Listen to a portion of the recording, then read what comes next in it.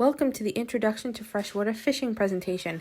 My name is Dana Kopek, the Technical Assistant for the Aquatic Resource Education Program here at the Division of Fish and Wildlife.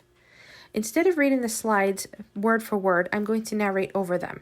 So if you need to pause the presentation at any time to read the slides, please feel free to do so. In this course outline is a list of all the different topics we'll be going over today.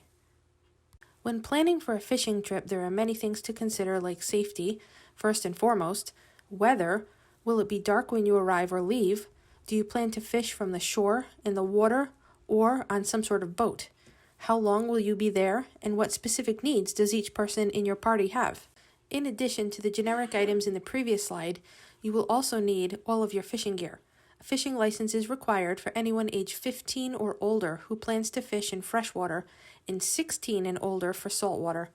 There are a few exceptions though, and those can be found in the Rhode Island Saltwater Fishing Regulations Abstract and the Rhode Island Freshwater Fishing Regulations Abstract.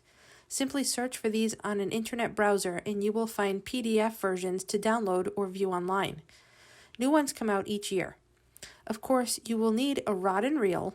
There are several different kinds which we will discuss in some later slides. Fishing line, hooks, bobbers and sinkers, bait, which is like live worms or squid, and lures, which are artificial, scissors or clippers for cutting line, needle nose pliers or hemostats for removing hooks from fish, a tape measure to make sure your fish is within regulation size if you plan to keep it, and a tackle box to keep all of your gear in. As with any activity, safety should always be your first priority so you can enjoy a pleasant outing. Running is a risky activity when near water, as you could easily fall in. Oftentimes the water is much cooler than the air and could cause you to get injured from being too cold. It is also risky to run with a rod that has a hook attached to the line. To avoid a potential hook injury, keep your rod in one hand and your line with the hook in your other hand and walk from location to location. This will prevent the line from swinging freely with the hook that could potentially injure you or someone around you.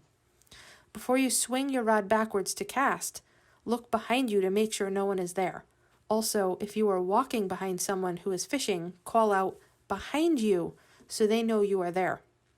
When handling fish, which we will discuss in more detail a bit later, be careful of how you hold them. Some fish, like bluegill, have sharp spines that can hurt you if you run your hand down them the wrong way. It is also a good idea, if you catch a fish, to keep it in the water until an adult can come and help you handle it and remove the hook. Make sure you keep the line tight so the fish cannot swim away. Rods are the rigid frame that hold the fishing line and reel. They provide a handle to grip as well. There are many different types and sizes, so here are a few things you should know before you choose one. First, there are freshwater rods and saltwater rods. The saltwater are usually larger in diameter and longer. They are built bigger to handle stronger saltwater fish species. Past this, rods are further divided into bait casting, spin, or fly. So depending on the type of reel you plan to attach, you will need a specific rod. Rods can be further divided into different flexes. When a fish is on and fighting, the rod will bend as you reel it in. The more flex, the bigger and stronger the fish it can handle. Typically, there are 3 categories: light, medium, and heavy.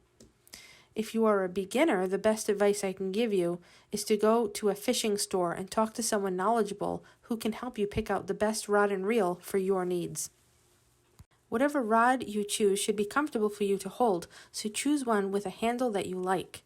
The guides or eyes on the rod are important to help keep the line straight and avoid tangling. It's very easy to miss these guides as you prep your rod, so do a double check before you start fishing.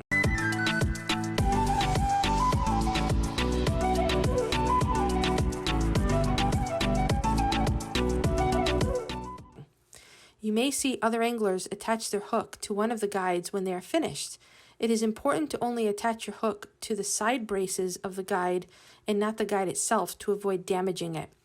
As mentioned earlier, there are several different types of reels that hold the majority of the line. The 2 presented on this slide are spin reels, which would be used with a spin rod. They are both great choices for beginners as they are easy to use, spin casting being the easiest of the 2.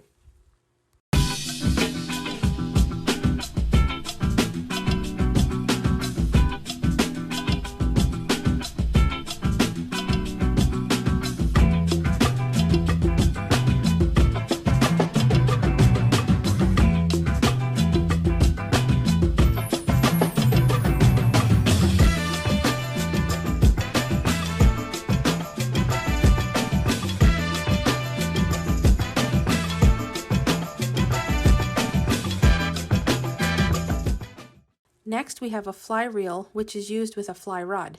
This is a totally different fishing experience than the others shown. Typically, for spin or bait cast, the weight of the bait or lure is what helps to propel the line out, but with fly fishing, it's the weight of the line. Also, casting and reeling in is very different. We will go over fly fishing a little later on. Lastly, we're going to cover bait casting reels, which would be used with a bait cast rod. These require some skill and should be used by experienced anglers or with the help of an experienced angler, as the line can get tangled very easily if not handled properly.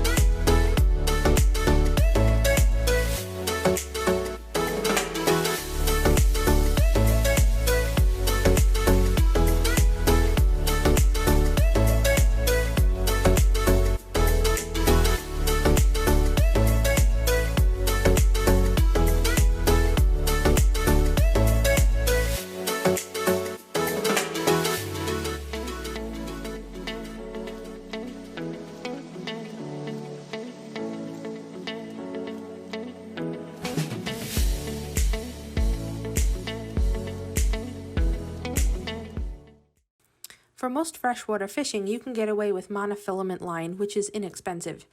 You will only need braided if you plan to ice fish, saltwater fish, or fish for bass and other heavier fish. If using bait, you will need a hook to place it on. If using an artificial lure, they will typically come with hooks built in. Either way, you will need to understand the various types so you can make the best selection. Fishing knots are needed to attach hooks, flies, and lures to the line, to secure the line to the reel, and specifically for fly fishing, securing the line to the backing. Each need requires a different type of knot. We are going to go over the most common knots in the following videos.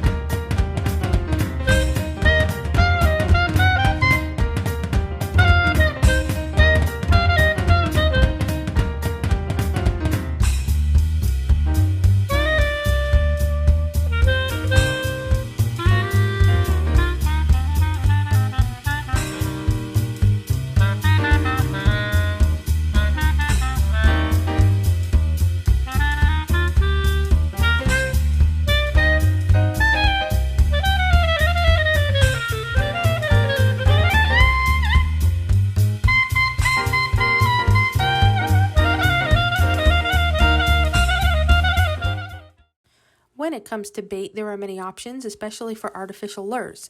Natural bait is a great option for beginners, but can be difficult to keep alive and is messy and smelly. Artificial lures require knowing how to move them in the water to attract fish, and this skill is something that needs to be practiced. It also requires knowing what type of lure will attract what type of fish.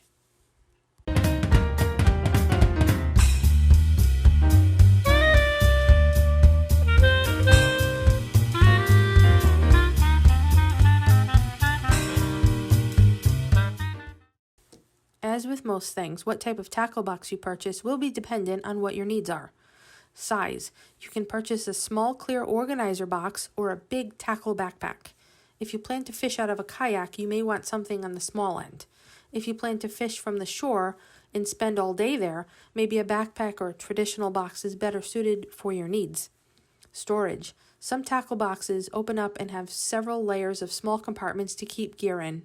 Some have side pockets and others have slide-out clear boxes. It all depends on how much tackle you may need. Hard-sided versus soft-sided. Which one will depend on what conditions you're in. If the tackle box runs the risk of being tossed around, then a hard-sided one may be better. It is important to research the type of fish located in the body of water you will be fishing from. Knowing their natural diet as well as their habits and habitat can only help you be more successful. If fish are to be taken as part of the daily creel limit, they should be killed immediately and kept cool until they can be prepared for the table.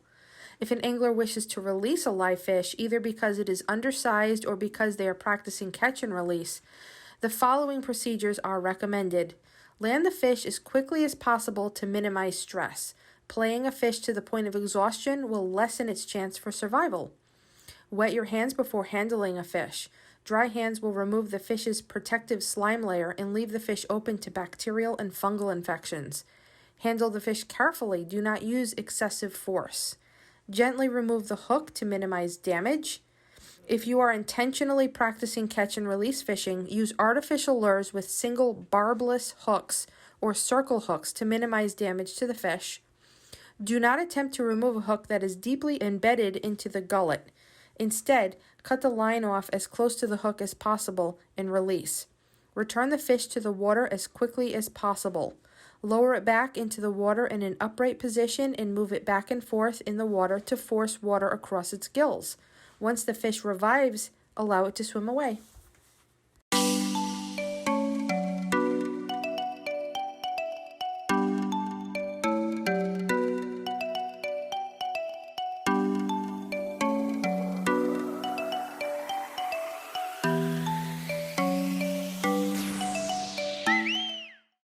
The following are some, but not all, of the prohibited fishing activities in the state of Rhode Island. You must familiarize yourself with the comprehensive list in the Freshwater Fishing Abstract, as ignorance of the law is not an excuse. Fishing in any freshwater stream or pond without a valid fishing license. Fishing in any stream, designated trout stream, or trout pond out of season. See the Freshwater Fishing Abstract for dates. Possessing trout, salmon, or char out of season. Baiting with corn in any designated trout waters. Chumming in any designated trout waters. Chum is bait consisting of fish parts, bone, and blood which attract fish. Snagging fish in any fresh waters. Snagging is fishing with only a hook and no bait. Stocking any freshwater stream or pond, public or private, with any species of fish without first obtaining a permit from DEM. Using footwear with felt soles. Transport of any plant or plant part into or out of the state of Rhode Island on boats, vessels, or other water conveyances, vehicles, trailers, fishing supplies, or any other equipment, with the exception of authorized research activities, species identification, and other management activities. We are officially at the end of the presentation. Closing everything out is one of the most important slides, ethics.